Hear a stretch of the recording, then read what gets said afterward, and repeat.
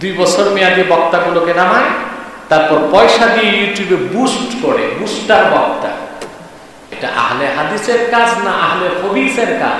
কোন মানুষের কোন ইমামের অনুসরণ জায়েজ নাই, এটা কাফেররা করত, মুশরিকরা করত। বিল্লাহি মিন শুরুরি আনফুসিনা ওয়া মিন সাইয়্যাতি আ'মালিনা মান ইয়াহদিহিল্লাহু ফালা মুদিল্লা লাহু ওয়া মান ইউদ্লিলহু ফালা হাদিয়া লাহু ওয়া নাশহাদু আন লা ইলাহা ইল্লাল্লাহ ওয়াহদাহু লা শারীকা লাহু ونشهد أن سيدنا وحبيبنا ومولانا محمدا عبد الله ورسوله صلى الله عليه وعلى آله وصحبه وسلم الذي أكمل الله به قصر النبوة أي ختم الله به النبوة وحكم لا نبي بعده وأعلن في القرآن بالبرهان أن محمدا صلى الله عليه وسلم خاتم النبيين والمرسلين قبل 1500 سنة. أما بعد، أعوذ بالله من الشيطان الرجيم. بسم الله الرحمن الرحيم. وإذ ابتلى إبراهيم ربه بكلمات فأتمهن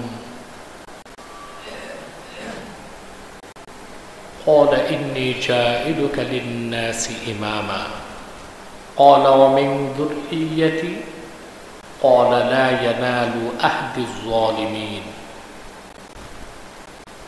صدق الله العظيم وصدق رسوله النبي الحبيب الكريم ونحن على ذلك من الشاهدين والشاكرين والحمد لله رب العالمين. সম্মানিত সুধী, মুসল্লিয়ানে কেরাম, আমরা একটি ধারাবাহিক বিষয় আলোচনার সূচনা করেছি গত জুমআতে।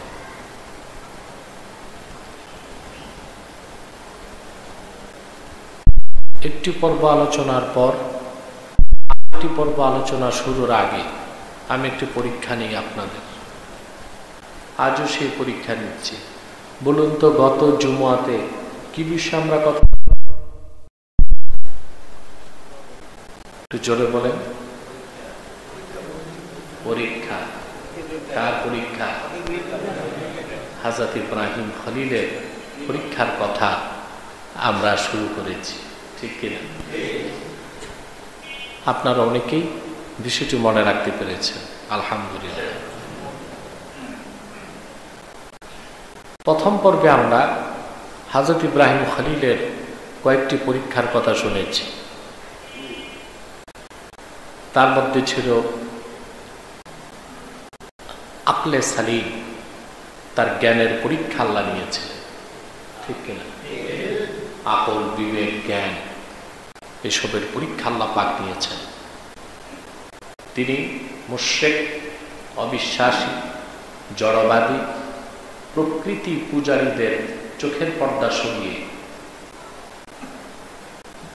গোটা সৃষ্টির একমাত্র যিনি স্রষ্টা আল্লাহ রাব্বুল আলামিনের তাওহীদ, আল্লাহ সুবহানাহু ওয়া তাআলার একত্ব, বড়ত্ব, মহত্ব তুলে ধরেছেন জাতির কাছে, কওমের কাছে, ঠিক কিনা? এরপর আল্লাহ রাব্বুল আলামিন তাকে যে পরীক্ষার সম্মুখীন করলেন সেটা হলো আল্লাহ পাক তাকে তাওহীদের জ্ঞান দান করলেন, নবুয়ত দান করলেন। তারপর তাওহীদের দাওয়াত, পেগাম তার জাতির কাছে পৌঁছাবার দায়িত্ব দিলেন। সুবহানাল্লাহ। আল্লাহর পয়গম্বরগণের উপর রিসালাতের দায়িত্ব যথাযথভাবে কওমের কাছে, জাতির কাছে পৌঁছে দেওয়ার পরীক্ষাটাই সবচেয়ে বড় পরীক্ষা ছিল। ঠিক কিনা? সে সংক্রান্ত অনেক কথা কোরআন কারীমে আল্লাহ পাক বিভিন্ন সূরাতে তুলে ধরেছেন। সূরাতুল আম্বিয়াতে আল্লাহ রাব্বুল আলামিন দীর্ঘ আলোচনা করেছেন। হযরত ইব্রাহিম আল্লাহর তৌহিদের পেগাম নিয়ে প্রথমে তাওহীদের দাওয়াত দিলেন তার পরিবার পরিজনকে, নিকট আত্মীয়দেরকে, তারপর সমগ্র জাতিকে।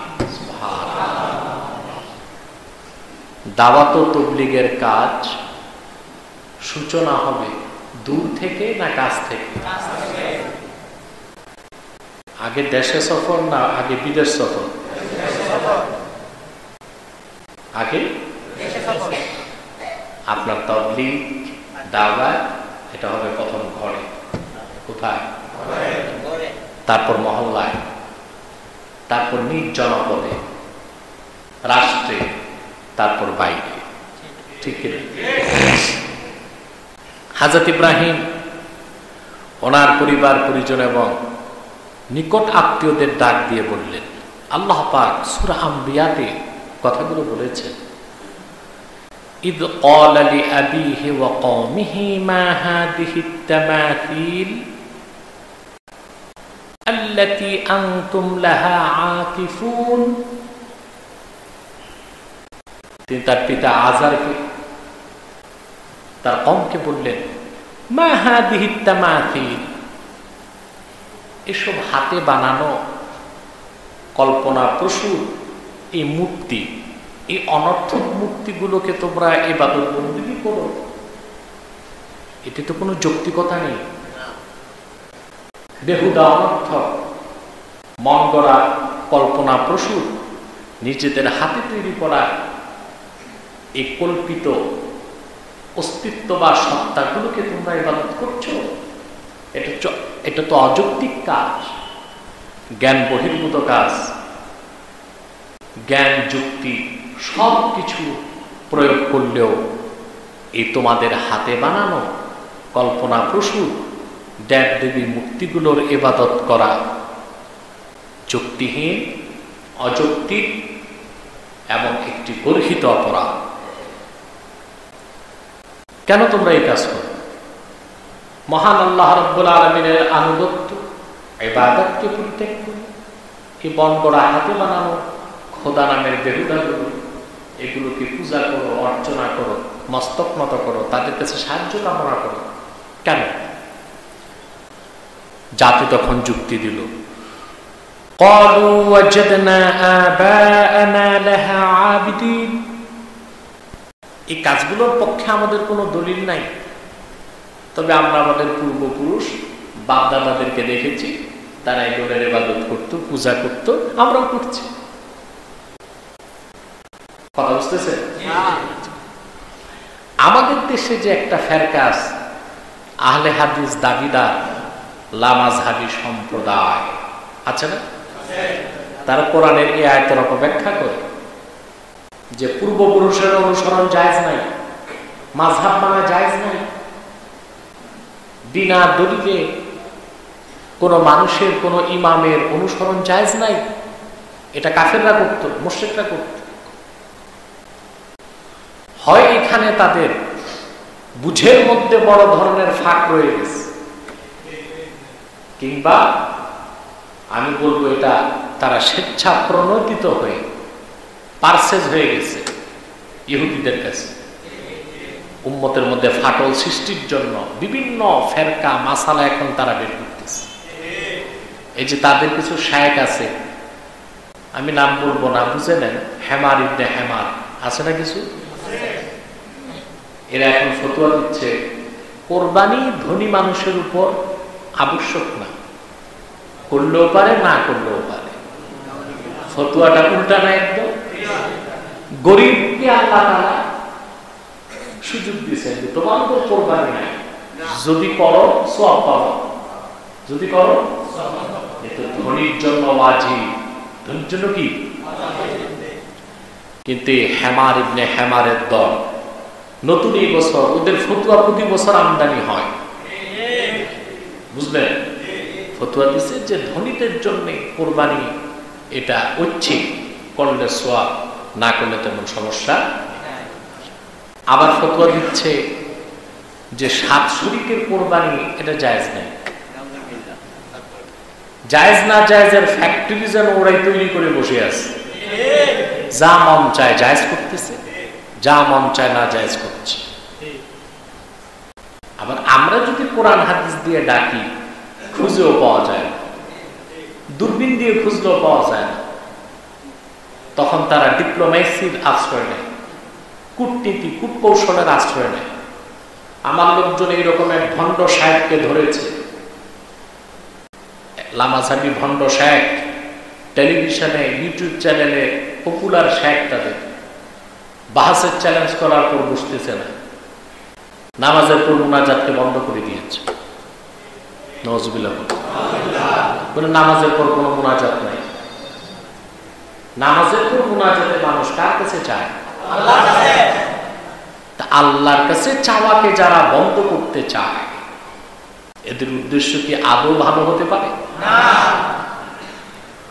এইসব ভণ্ড শেখরা বলে থাকে, লামা সাহেবদের ভণ্ড শেখরা, যে কারো অনুসরণ করা যাবে না, অবশ্যই ইমানদার পিতামাতা পূর্বপুরুষের অনুসরণ করা যাবে।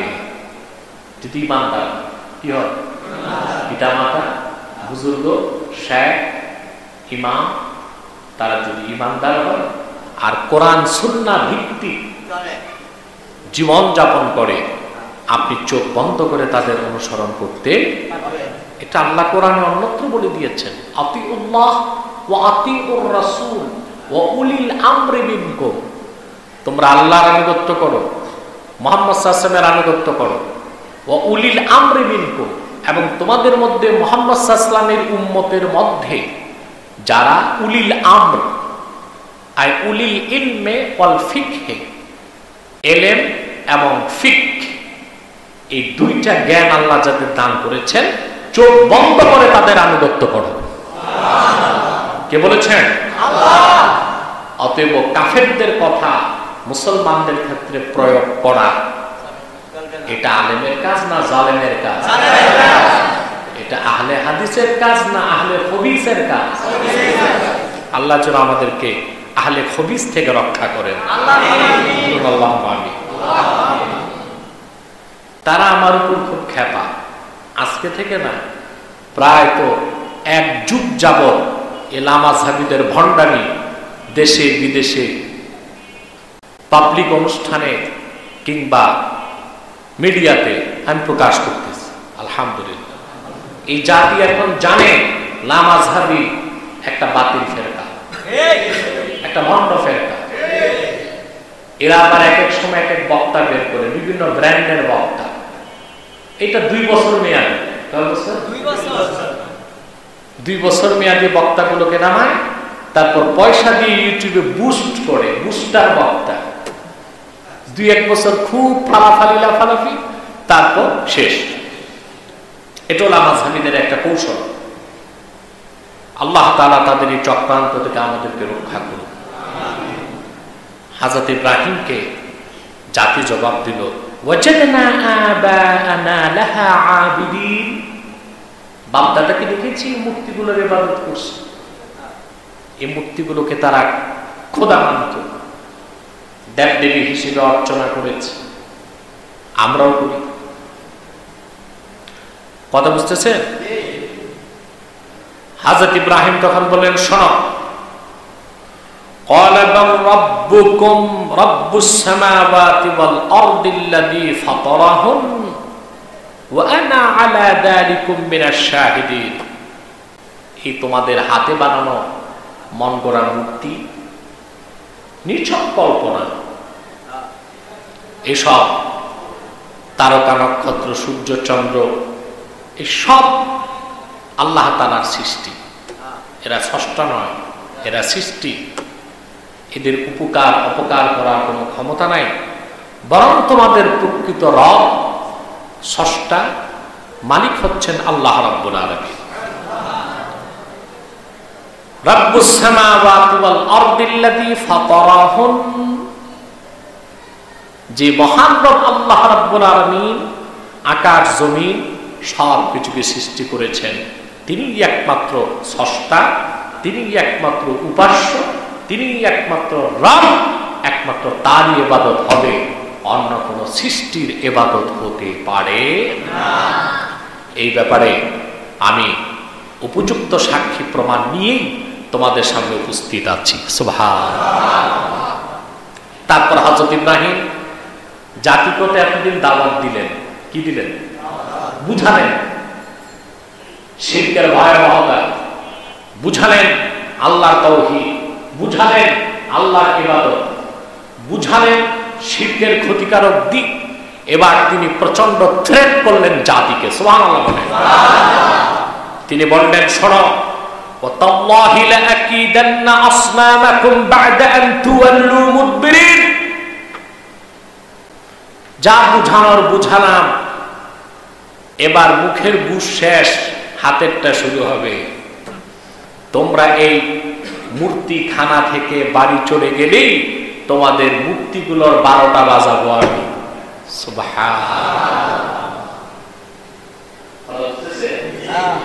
আমি তোমাদের মূর্তিগুলোর ব্যাপারে চূড়ান্ত সিদ্ধান্ত নিব, অপেক্ষায় থাকো।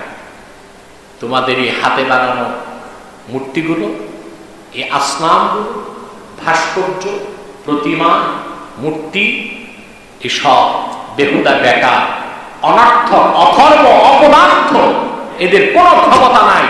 আমি তোমাদেরকে এবার হাতে কলমে তা বুঝিয়ে দিব। সুবহানাল্লাহ বলতে কষ্ট হয়। এসব ছিল হযরত ইব্রাহিমের পরীক্ষা। কি ছিলেন? কার পরীক্ষা? গোটা জনপদে তিনি একা আল্লাহর পক্ষে। সব মুশরিক, সব নাফরমান, পৌত্তলিক মূর্তি পূজারী, চরম প্রতিকূল পরিবেশে আল্লাহর দ্বীন প্রতিষ্ঠায় তিনি যে কাজ করলেন, এটাও ছিল হযরত ইব্রাহিমের অন্যতম একটি পরীক্ষা। আর সে পরীক্ষায় তিনি উত্তীর্ণ হয়েছেন, বলেন সুবহানাল্লাহ। আমরা দ্বীনের কাজ করি অনুকূল পরিবেশ, ঠিক ঠিক, প্রতিকূল পরিবেশে করার মতো লোক আমাদের দেশে খুব কম। আমি বলে থাকি, আমাদের দেশে মানুষ 3 প্রকার মুসলমান। কয় প্রকার? একদল দ্বীনদার, আরেক দল দ্বীন দরদি, আরেক দল দ্বীনের জন্য নিবেদিত প্রাণ। দ্বীনদার হল নামাজ রোজা করতেছে, টুপি দাঁড়িয়ে আছে, বুঝলেন, নিজে নিজে দ্বীনের কাজ করতেছে। বাংলাদেশের অধিকাংশ মুসলমান এইরকম, নামাজ রোজা করতেছে, টুপি দাঁড়িয়ে আছে, জিকির ফিকির আছে, তসবিহ তাহলিল আছে। আরেক প্রকার হচ্ছে দ্বীন দরদি, সে নিজেও দ্বীনদার, দ্বীনের প্রতি রয়েছে তার দরদ, ঠিক কিনা? এই ধরনের লোকের সংখ্যা বাংলাদেশে কম। আরেক প্রকার লোক হলো দ্বীনের জন্য নিবেদিত প্রাণ, অর্থাৎ আল্লাহর দ্বীন প্রতিষ্ঠায় সে তার জান মাল উৎসর্গ করতে প্রস্তুতি নিয়ে ফেলেছে। এরকম লোক বাংলাদেশে বেশি না কম? জোরে বলেন। আপনি গরু জবাই করে দাওয়াত করবেন, 10,000 লোক খেতে আসবে, গরম ভাত আর গোশত। জিয়াফত এখন শহরে নাই, গ্রাম দেশে আছে, ঠিক কিনা? জিয়াফত খাওয়ানো ভালো। জিয়াফতটাই হলো নিঃস্বার্থে আল্লাহর খুশির জন্য খাওয়ানো, ঠিক কিনা? আর আপনার এই যে বিয়ে শাদী, খতনা, মুসলমান এগুলো করেন, এটা তো একরকম বাণিজ্য, ঠিক বাণিজ্য, ঠিক। 2 লাখ টাকা ইনভেস্ট করলেন, 4 লাখ টাকা আসলো। ওখানে গরিব দাওয়াত পায় না, গরিবের ভাগ্যে জুটে না যে আপনার ছেলের বিয়েতে বসে 2 মুঠ পোলাও খাবে। সে শুধু গ্রান্ট পায়, কি পায়? খেতে পায় না। খেতে পায় কারা? টালটু চৌধুরী, বল্টু চৌধুরী, ঠিক কিনা? ডিনার সেট দিবে, ভালো প্রাইজ দিবে, প্রলোভন দিবে, আর টেবিল তো আছে সামনে গেটে, কথা বলে। তার মানে দিয়ে যান, খেয়ে যান, দিয়ে যান, খেয়ে যান। কিন্তু জিয়াফত ওখানে কোনো প্রলোভন নাই, মানুষ এসে সকাল থেকে খাওয়া শুরু করে সন্ধ্যা পর্যন্ত খায়। এটা ভালো কাজ, সওয়াবের কাজ আমি মনে করি। এই জন্য বললাম কিছু মৌলভী সাহেব এখন ফতোয়া দেখে জিয়াফত করা হারাম, মানে গরিবের হক মারার ফতোয়া। ঠিক না ভাই সব? বললাম আপনাদেরকে জিয়াফতে দাওয়াত দিলে সব কাতার বন্দী হয়ে যাবে, কিন্তু যদি বলা হয় আসেন ভাই আজকে একটা মিছিল আছে, কি আছে? আল্লাহর দ্বীনের পক্ষে একটা মিছিল আছে, আপনার খুঁজে পাওয়া মুশকিল হবে মানুষ। তা আমাদের মধ্যে দিনদার অনেক, দিন দরুদির সংখ্যা কম, আর দিনের জন্য নিবেদিত প্রাণ জানমাল উৎসর্গ করে দিবে দিনের জন্য এইরকম লোকের সংখ্যা লাখে কয়জন তা এখনো জরিপ করে আমি পাই নাই, আপনাদের দায়িত্বে ছাড়লাম। সম্মানিত সুধী, হযরত ইব্রাহিম কেমন পরীক্ষা! গোটা বাবেল এরাকে, বাবেল নগরীতে তিনি একা আল্লাহর তাওহীদের পক্ষে। গোটা ইস্তেকবার জনপদের শাসক ছিল পৃথিবীর সবচেয়ে নিকৃষ্ট স্বৈর শাসক নমরুদ। সে নিজেই ছিল অগ্নি পূজারী, মুশরিক। জনগণ হযরত ইব্রাহিমের পরিবার পরিজনের প্রতিটি সদস্য শিরকে লিপ্ত। সেই কঠিন পরিস্থিতিতে তিনি আল্লাহর তাওহীদের দাওয়াত দিলেন, মূর্তি পূজার অসারতা প্রমাণ করলেন, পাশাপাশি থ্রেট করলেন যে আমি এই মূর্তিগুলোর 12টা বাজাইতেছি, এগুলো যে অনর্থক, বেহুদা, বেকার, নিজের প্রতিরোধ করতে পারে না, এটা তোমাদের দেখাচ্ছি। তারপর কি করলেন? জাআলাহুম জুযাদান ইল্লা কাবীরান লাহুম লাআল্লাহুম ইলাইহি ইয়ারজিউন। হযরত ইব্রাহিম কুঠার হাতে সবগুলো মূর্তির মাথা নাক কান ভেঙে একাকার করে দিলেন, টুকরা টুকরা করে দিলেন, মূর্তিগুলোকে ভেঙে খান খান করে দিলেন। একটা মূর্তি রেখে দিলেন, সবচেয়ে বড়টা, আর কুঠারটা কুড়ালিটা তার সুরের মধ্যে বেঁধে দিলেন। ওটা ছিল হাতি। কি ছিল? যেন তার কওম, তার জাতি হযরত ইব্রাহিমের কাছে ফিরে আসে প্রশ্ন করার জন্য, জিজ্ঞেস করার জন্য এগুলো হলো কেন। তখন তিনি ভালো করে বুঝাবেন যে কিভাবে হলো। কথা বুঝতেছেন? এবার হইচই পড়ে গেল জনপদে, মূর্তিগুলো ভাঙলো কে? তাহলে একটি প্রশ্ন করে আপনার উত্তর দিবেন, মূর্তি গড়া মুসলমানের কাজ না মূর্তি ভাঙ্গা মুসলমানের কাজ? মূর্তি গড়া মুসলমানের কাজ না মূর্তি ভাঙ্গা মুসলমানের কাজ? মুসলিম জাতির জনক হযরত ইব্রাহিম এই আদর্শ প্রতিস্থাপন করেছেন, যা চির ভাষ্য করে দিয়েছেন আল্লাহ পাক কোরআন কারীম 17 পারা সূরা আম্বিয়া 58 নম্বর আয়াতে। সুবহানাল্লাহ। এর মানে আমি এটা বলছি না যে আশেপাশের হিন্দু মহল্লায় যে মূর্তিগুলো ভেঙে দেন, এটা বলছি না, এটা বলতেছি না। কারণ আমাদের দেশে হিন্দুদের দালালের সংখ্যা তো কম না। বলবে তিনি তো মূর্তি ভাঙ্গা উস্কানি দিয়েছেন। আমি এটা বলছি না হিন্দুদের আস্তানায় যে মূর্তিগুলো ভেঙে দেন। হিন্দু মুশরিক সে তার আস্তানায়, তার গণ্ডির মধ্যে শিরকি কাজে লিপ্ত, আমরা ঘৃণা করি, কিন্তু সেটা তার সাথে সম্পর্ক। আমি বলছি আমরা মুসলমানরা আজকে ঐতিহ্যের নামে, ভাস্কর্যের নামে, সংস্কৃতির নামে শহরে নগরে বন্দরে শিক্ষা প্রতিষ্ঠানের আঙ্গিনায় এবং চত্বরে চত্বরে মূর্তি নির্মাণ করছি। এটা আমাদের কাজ নয়, এটা মুশরিকদের কাজ।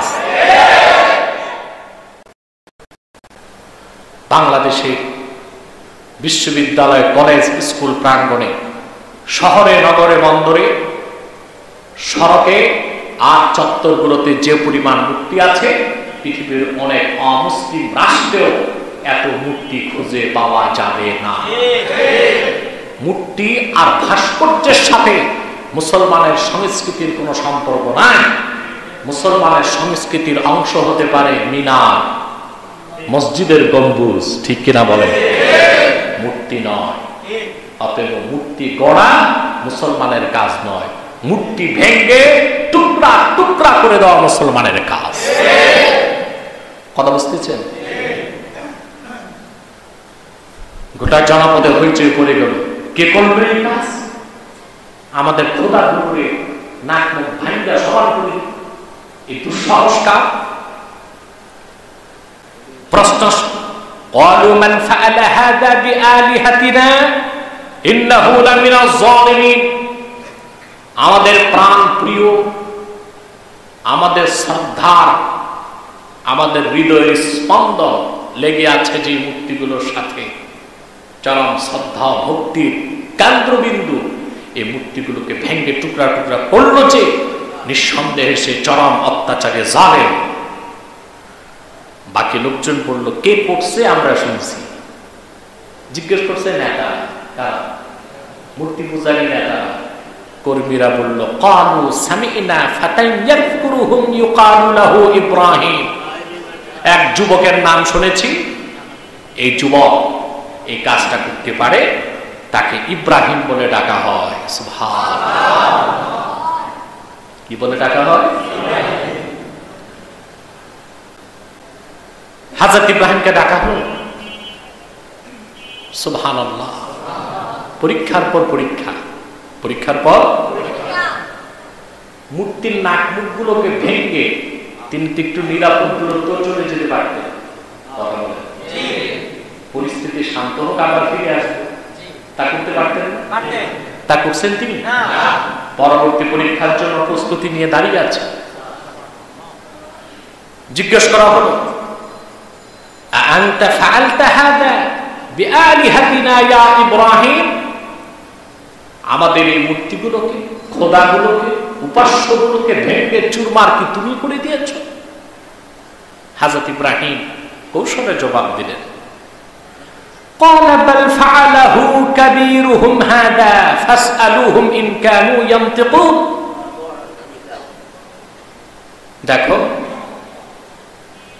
তাদের মধ্যে সবচেয়ে বড় যে, সেই এই কাজটা করছে। এটা তাওরিয়া, আল্লাহর কোন নবী মিথ্যা কথা বলেন নাই, এই বিশ্বাস রাখতে হবে অন্তরে। যারা ইসলামের শত্রু, আল্লাহর কোরআনের অপব্যাখ্যা করেছে, তারা ইসমতে আম্বিয়া, নবীগণ নিষ্পাপ, এই কথা বিশ্বাস করে না। বুখারীতে একটা হাদিস এসেছে, সালাসু কাযিবাত। হযরত ইব্রাহিম বাহ্যিক দৃষ্টিতে তিনটি মিথ্যা বলেছিলেন, হাকিকতে মিথ্যা ছিল না। কথা বুঝতে পারছেন? ওই রকম একটি এখানে আমরা পেলাম সূরা আম্বিয়াতে। কোন সূরাতে? জোরে বলেন ভাই সাহেব। 63 নম্বর আয়াত। কত? তিনি বললেন, বাল ফাআলাহু কাবীরুহুম হাদা। সবচেয়ে বড় যে, সেই কাজটা করছে। এই সবচেয়ে বড় যে, তা বলা দিয়ে হযরত ইব্রাহিম মনে মনে রাখলেন নিজের কথা, আর কাফেররা বুঝলো সবচেয়ে বড় মূর্তি যেটা সেটা। এটাকে বলে তাওরিয়া। কি বলে? কথা তিন প্রকার, একটা সিদ্ক, সত্য, আরেকটা কাযিব, মিথ্যা, আরেকটা হলো তাওরিয়া। এটা সত্যও না, মিথ্যাও না, মাঝামাঝি, বাঁচার জন্য উপায়। সুবহানাল্লাহ। এটাকে তাওরিয়া বলে। ইমাম বায়জাবি রাহমাতুল্লাহি আলাইহি তাওরিয়ার ব্যাখ্যায় লিখেছেন, আল কাউলুল্লাযী ইয়াহতামিলুল মা'নায়াইন, যে কথা দুইটা অর্থ রাখে তাকে বলা হয় তাওরিয়া। অর্থাৎ ব্যক্তির মনে এক অর্থ, আর বাঁচার জন্য যাকে শোনানো হচ্ছে তার কাছে আরেক। এটা গুনাহ হবে না, বাঁচার জন্য। কিসের জন্য? কথা বুঝতেছেন? ব্রিটিশ আমলে যখন ইংরেজ বিরোধী আন্দোলন সারা উপমহাদেশে চাঙ্গা, ইংরেজ বিরোধী আন্দোলনে এক মহান ব্যক্তিত্বের নাম আমরা পাই, আল্লামা মাহমুদ হাসান দেওবন্দি রহমতুল্লাহ, মাহমুদুল হাসান, আজকের না, ব্রিটিশ আমলে, উনি হুসেন আহমদ মাদানী রহমতুল্লাহর ওস্তাদ। কথা বুঝতেছেন? আপনার ইতিহাসে পড়েছেন না রেশমি আন্দোলন, রেশমি রুমাল আন্দোলন? হ্যাঁ, তিনি রেশমি রুমালের মধ্যে চিঠি লিখে পাঠিয়েছিলেন তুরস্কের সুলতানের কাছে। তখনও ওসমানী সাম্রাজ্য বহাল ছিল তুরস্কে, অটোমান সাম্রাজ্য যাকে বলে, অটোমান। ইংরেজরা নামটা পরিবর্তন করেছে। তুরস্কে বাদশা ছিলেন সুলেমান শাহ, তার নাতি ছিল ওসমান। এই ওসমান যে খেলাফত প্রতিষ্ঠা করেছিলেন 650 বছর সেই খেলাফত টিকেছিল, আর সেটার নামই খেলাফতে ওসমানিয়া। ওই ওসমান থেকে নামটা বিকৃত করেছে ইংরেজরা অটোমান। অটোমান 1924 সালে সমস্ত কাফের মুশরিকদের সম্মিলিত হামলায় অটোমান সাম্রাজ্যের পতন ঘটে এবং 1924 সালে কামাল পাশা আতাতুর্ক তুরস্কে খেলাফতের বিপরীতে এই গণতন্ত্রকে আর সেকুলারিজমকে, ধর্মনিরপেক্ষতাকে প্রতিষ্ঠিত করল।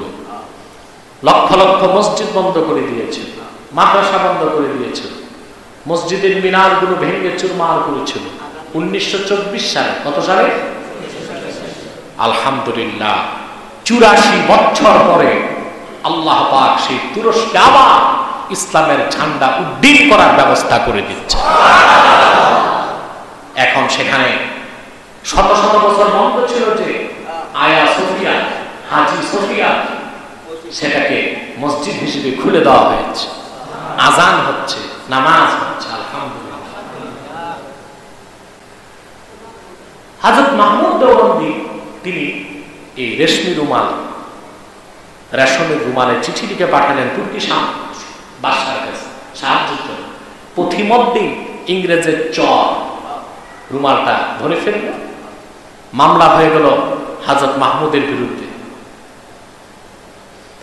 তিনি বসে আছেন মসজিদে, এমন সময় ইংরেজরা আসলো, ইংরেজের গোয়েন্দা এসে ওনাকে জিজ্ঞেস করতেছে মাহমুদুল হাসান কই? উনি যদি বলেন আমি, তাহলে অ্যারেস্ট হয়ে যান, আর যদি বলেন আমি না, তাহলে মিথ্যা হয়। তিনি তাওরিয়ার আশ্রয় নিলেন। তিনি বললেন, এশারা দিলেন দাঁড়াও। তিনি ওয়াক করে দূরে যে থুতু ফেললেন, আর দূরে দাঁড়ায় বললেন একটু আগে তো এখানে ছিল। স্থান পরিবর্তন করে বলতেছেন একটু আগে তো এখানেই ছিল।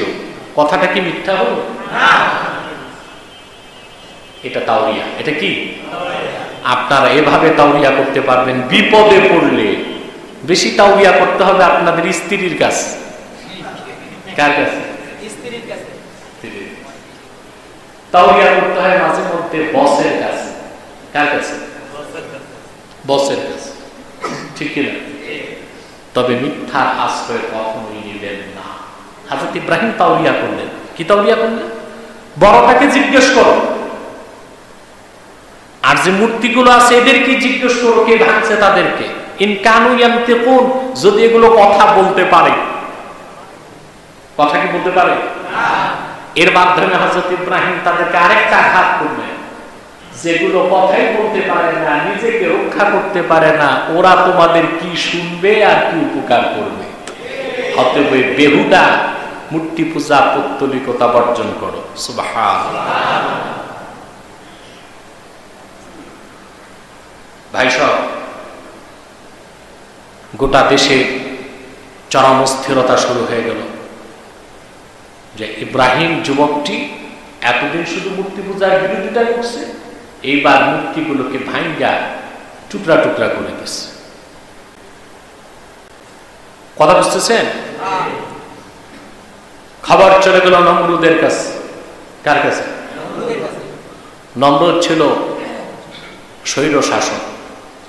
স্বৈর শাসক দুই প্রকার, মনে থাকবে? কথা বলেন। এক প্রকার শোষক, আরেক প্রকার চোষক। এগুলো বুঝলেন না? এক প্রকার কি? শোষক, আরেক প্রকার চোষক। এক প্রকার স্বৈর শাসক, তাদের অভ্যাস হলো জনগণকে যত পারো শোষণ করো। আরেক প্রকার হলো মুখে হাসি কিন্তু খাবে চুষে। এরা জোকের মত। কিসের মত? আপনি কিছু করবে না, কিন্তু চুষতে চুষতে আপনার এই পুরা ডিব্বা খালি। ঠিক এক প্রকার শোষক, আরেক প্রকার চোষক। কুখ্যাত নমরুদ ছিল শোষক। কি ছিল? অত্যাচার করতে মানুষকে। সবচেয়ে বড় কথা, সে ছিল মুশরিক, নাস্তিক, অগ্নি পূজারী। নমরুদ এবার তার সভাসদদেরকে ডাকলো। তার ক্যাবিনেটে মন্ত্রী ছিল না, পরামর্শে বসলো কি করা যায়, ইব্রাহিমের ব্যাপারে কি সিদ্ধান্ত নিব। তার দুঃসাহস, সে এতদিন মূর্তি পূজার বিরোধিতা করেছে, আর এখন মূর্তিগুলোকে ভাঙ্গা মাটির সাথে মিশাই গেছে, কি করা যায়। নমরুদ এবং তার সভাসদগণ সিদ্ধান্ত নিল। কি সিদ্ধান্ত? আল্লাহ পাক বলেন, ক্বালু হাররিকুহু ওয়ানসুরু আলিহাতাকুম ইন কুনতুম ফাইলিন। তাকে তোমরা ধরো, জীবন্ত তাকে আগুনে জ্বালিয়ে দাও, এবং ইব্রাহিমকে আগুনে জ্বালিয়ে তোমরা তোমাদের খোদাগুলোকে সাহায্য করো। একান্তই যদি তোমরা কিছু করতেই চাও, এরকম কঠিন শাস্তি দাও ইব্রাহিমকে, তাহলে ভবিষ্যতে ভয় থেকেও তোমাদের খোদাগুলোর বিরোধিতা করার সাহস করবে না। পরীক্ষা দেখতেছেন? কথা বলেন। হযরত ইব্রাহিম পারতেন তো পালায়ে যেতে, কথা বলেন, কিন্তু তিনি পরীক্ষার জন্য প্রস্তুত। সুবহানাল্লাহ বলবেন। প্রতি বছর কোরবানি করেন, গোশত খান, ঠিক কিনা? কিন্তু কত বড় পরীক্ষা, কত বড় পরীক্ষা এই কোরবানির মাধ্যমে বিশ্ববাসীকে আল্লাহ তাআলা স্মরণ করিয়ে দেন, তা থেকে আমরা অনেক দূরে অবস্থান করছি, ঠিক কিনা? আমার মূল লক্ষ্য এবং উদ্দেশ্য তো সেটাই তো বোঝানো নাকি? সম্মানিত সুধী, এবার শুরু হলো হযরত ইব্রাহিমকে শাস্তির মহা আয়োজন। তাফসীর কাবীরে ইমাম ফখরুদ্দিন রাজি রাহমাতুল্লাহ লিখেছেন, বিশাল গর্ত খনন করা হলো, আর কাঠ সংগ্রহ করা হলো 40 দিন। কতদিন? সেই দেশের মহিলারা মান্নত করত, অসুস্থ হলে, ইন আফানি আল্লাহ লাআজআলান্না হাতাবান লিইব্রাহিম, যদি আল্লাহ তাআলা আমারে সুস্থ করে দেন তো ইব্রাহিমকে জ্বালাইতে আমি এত মন লাকড়ি দিব। নজরুল্লাহ বলবেন। এইভাবে জমা হতে লাগলো লাকড়ি, আগুন প্রজ্বলন করা হলো। আগুনের লেলিহান শিখার উত্তাপ এত দূর ছড়িয়ে গেল, ইমাম রাজি লিখেন উপর দিয়ে পাখি উড়ে গেল, তার জলে ভস্ম হয়ে যেত। হযরত ইব্রাহিমকে আগুনের কাছে নিয়ে যাওয়া মুশকিল, আগুনের তাপে যে কাছে যাবে সেও তো মরে যাবে। আল্লামা ইবনে কাসির রাহমাতুল্লাহ কাসাসুল কোরআনে লিখেছেন, নমরুদের দেশে এক প্রকৌশলী ছিল, ইঞ্জিনিয়ার, তার নাম এসেছে হুজান। কি নাম? সে হযরত ইব্রাহিমকে নিক্ষেপ করার জন্য একটি কাঠের কামান তৈরি করল। কি তৈরি করল? আমরা শুনে এসেছি চরক গাছ, এরকম কথা কোরআন হাদিসের কোথাও তাফসীরে এসেছে। ওই যন্ত্রের নাম ছিল মিনজানিক। কি নাম? মিনজানিক, যার বহু বচন মাজানিক। কাঠের তৈরি কামান তৈরি করা হলো। কাঠের কামান তৈরি শেষ, হযরত ইব্রাহিমকে হাত পা বেঁধে হাতলের মধ্যে বসিয়ে দেওয়া হলো। এবার কামান ঘুরবে, রশি কেটে দিলেই তিনি আগুনে ঝাঁপিয়ে পড়বেন। আল্লাহ তাআলা তার খলিলকে পরীক্ষার পর পরীক্ষা নিলেন। সুবহানাল্লাহ। নেতা হতে হলে পরীক্ষা উত্তীর্ণ হতে হবে, সে বিষয়ে আমি ঢুকতে পারবো না। আল্লাহ হায়াত দারাজ করলে আমাদেরকে কোরবানির পর বাকি কথাগুলো আমরা শুনবো। আল্লাহ বলেছেন, ইন্নী জাইলুকা লিন-নাসি ইমামা, ইব্রাহিম আমি তোমাকে মানব জাতির জন্য নেতা বানাবো। সুবহানাল্লাহ। আল্লাহর নীতিতে নেতা হওয়া আর প্রচলিত নীতিতে নেতা হওয়া কি এক? নেতাদের চরিত্র কি আপনারা দেখতেছেন? আল্লাহর মনোনীত পদ্ধতিতে নেতা হওয়া, আপনাকে ঈমানের অগ্নি পরীক্ষায় উত্তীর্ণ হতে হবে। আর এভাবে যদি প্রচলিত নেতা হতে চান, আপনার প্রথম লাগবে টাকা। কি লাগবে? ওইটাও সাদা টাকা না, কালো টাকা। তাও পর্যাপ্ত লাগবে, প্রচুর লাগবে। কারণ এখন চেয়ারম্যান হইতে, কমিশনার হইতে 2-3 কোটি টাকা লাগে। এমপি হইতে তো 70-80 কোটি টাকার নিচে কাজই হবে না। হবে? এখন নেতা হইতে কি লাগবে? সাদা না কালো? কালো টাকা কিভাবে হয়? আঙ্গুল ফুলে কলা গাছ হয়। ঠিক না? তারপরে আপনার লাগবে কিছু সান্ডা বাহিনী। কি লাগবে? সান্ডা বাহিনী ছাড়া নেতা হওয়া যায় না। এটাকে আরেকটা নাম হলো দুর্মুজ বাহিনী। বুঝলেন নাই? ধরো মারো কাটো, এই বাহিনী। ধরো মারো এই দুর্মুজ বাহিনী লাগবে। টাকা লাগবে, দুর্মুজ বাহিনী লাগবে। আর মোষের মধ্যে একটু যদি দেশি ঘি দিয়া তাও দিতে পারেন, তাইলে তো আপনি নেতা। ঠিক, আপনি কি সেই নেতা না? আল্লাহ হযরত ইব্রাহিমকে বলেছেন, ইন্নী জাইলুকা লিন-নাসি ইমামা, তোমাকে আমি গোটা মানব জাতির জন্য নেতা বানাবো। পরীক্ষায় উত্তীর্ণ হওয়া ছাড়া আল্লাহর মনোনীত নেতা হওয়া যায় না। পরীক্ষার পর পরীক্ষা কাঠের হাতলের মধ্যে বসিয়ে দেওয়া হলো। নমরুদ সহ মুশরিকরা অপেক্ষায়, আগুনের লেলিহান শিখা ঝলঝল করছে। আগুনের প্রচন্ড তাপ চতুর্দিকের পরিবেশ উত্তপ্ত করে দিয়েছে। এই টাইমে ফেরেশতা আসছে, জিবরিল। জিবরিল এসে বললেন, ইব্রাহিম আল্লাহকা হাজাত, আমি জিবরিল, কোন সাহায্য লাগবে কিনা বলো। আমার 600 পাখা আছে, ঝাপটা একটা দিলে কোথায় যাবে নমরুদ আর তার বাহিনী? আর আগুনের তো কোনো নিশানাই থাকবে। বলো, সাহায্য প্রয়োজন হলে আমি করি। তাৎক্ষণিক হযরত ইব্রাহিম জবাব দিলেন যে প্রয়োজন তো আছে, সাহায্য তো লাগবে। হাজাতুন ইলাইকা আও ইলাল্লাহ, সেই সাহায্যটা কি তোমার কাছে চাইবো, না যার জন্য আগুনে ঝাঁপ দিতে যাচ্ছি সে আল্লাহর কাছে চাইবো? পরীক্ষা উত্তীর্ণ হয়েছেন? পাশ করেছেন? সুবহানাল্লাহ। আকাশ বাতাস স্তব্ধ হয়ে আছে। ফেরেশতাকুল মস্তক নত করে লজ্জায় মহান আল্লাহর সামনে মস্তক নত করে দাঁড়িয়ে আছে। এই ফেরেশতারে মানুষ সৃষ্টির বিরোধিতা করেছিল, আর সেই ফেরেশতারা লজ্জায় অবনত হয়ে দেখলো সেই মানুষ তার মালিকের জন্য জীবন্ত আগুনে ঝাঁপ দিতে বসে আছে। এই হলো পরীক্ষা, ইমতিহান। সুবহানাল্লাহ।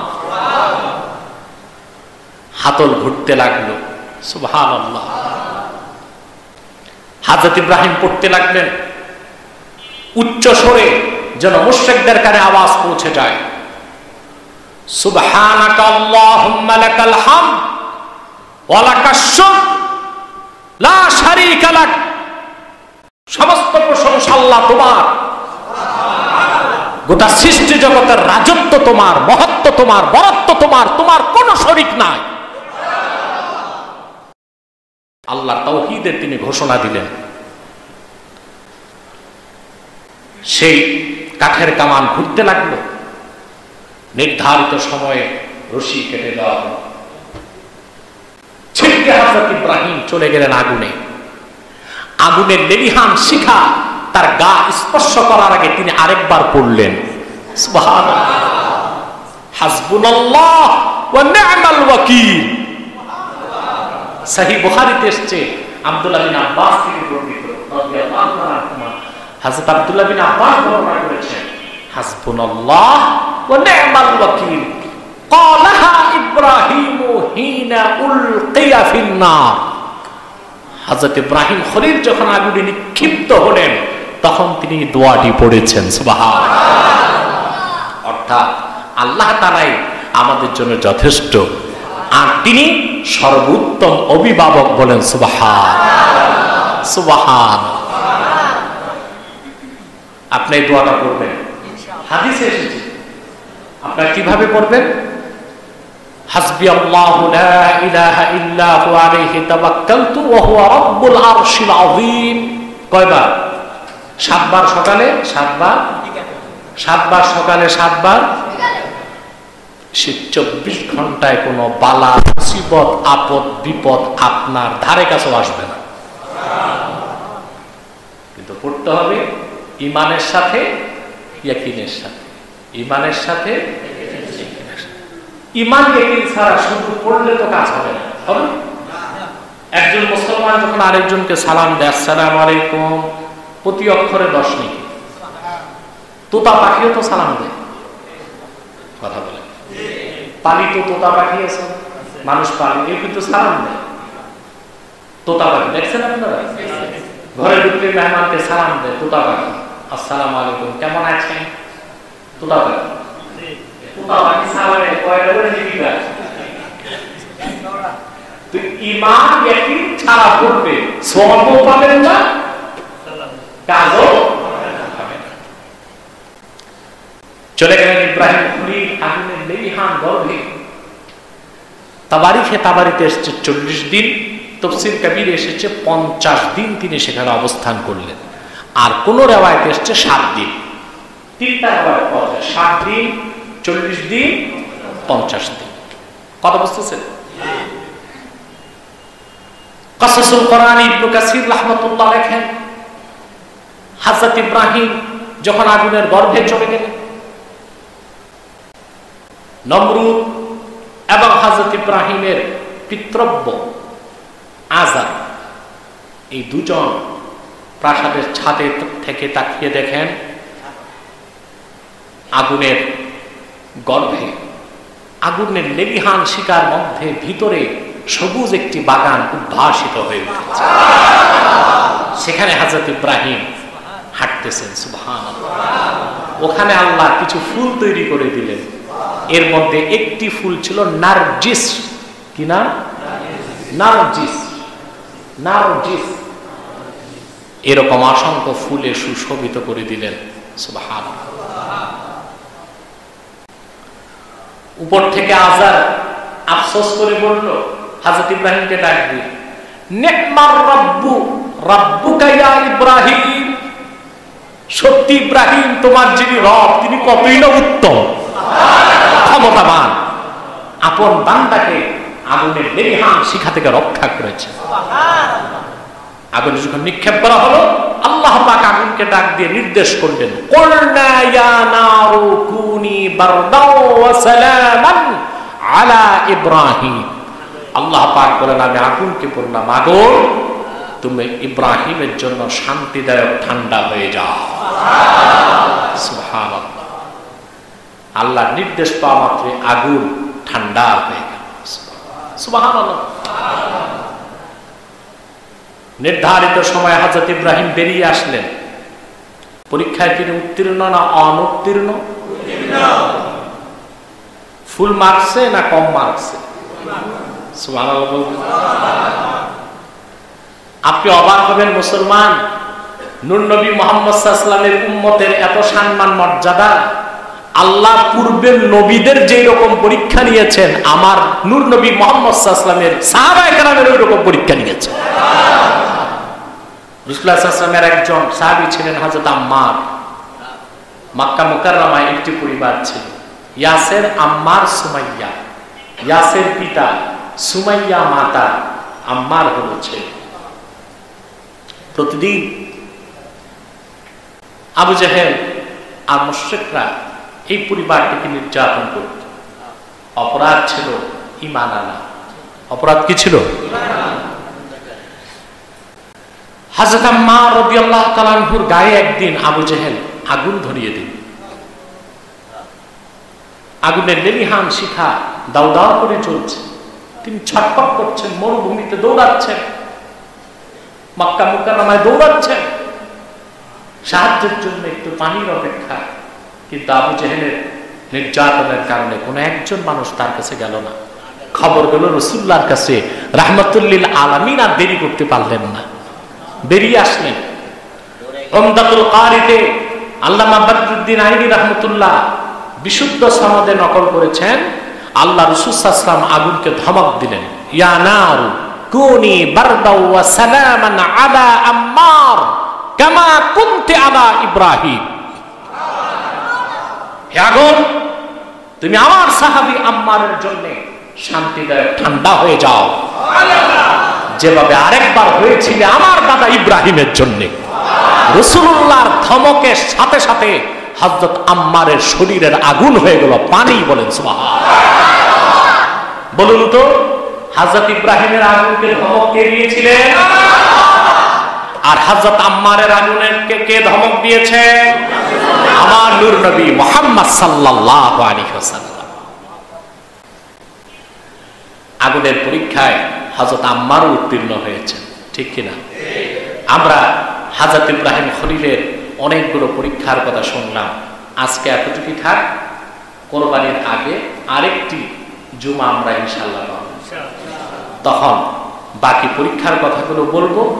আর আয়াতের বাকি অংশের ব্যাখ্যা যদি আল্লাহ আমাদের তৌফিক দেন, ভালো করে গোশত টুস্ত খেয়ে আপনারা বসবেন, তখন আমরা আস্তে আস্তে বলবো ইনশাআল্লাহ। ওয়া আখির দাওয়ানা আলহামদুলিল্লাহি রাব্বিল আলামিন।